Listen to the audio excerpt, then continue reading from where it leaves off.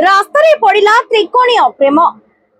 पुरुष बंधु द्वितीय प्रेमिका को नहीं जाउथुबा समय प्रथम प्रेमिका सह फाटक ओभरब्रिज उपरे देखा होइतिला।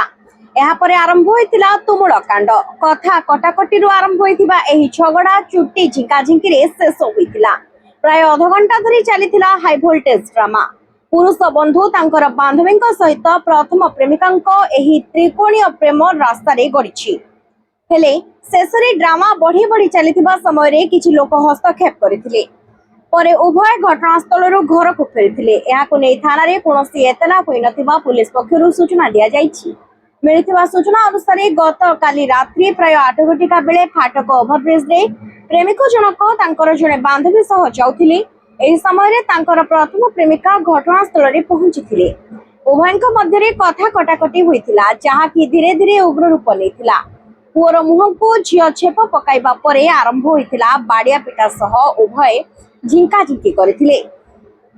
उभय को चापुड़ा परे चापुड़ा मारी चलीथिले। असभ्य भाषा गाली गुलज करुथिले। एमिति कि पुओ सह जाउथबा बांधवीं को मध्य प्रेमिका जनक हाथ उठाइथिले, चुटी धरी आक्रमण करथिले, जहार वीडियो एबे भाइराल हेबारे लागिछि।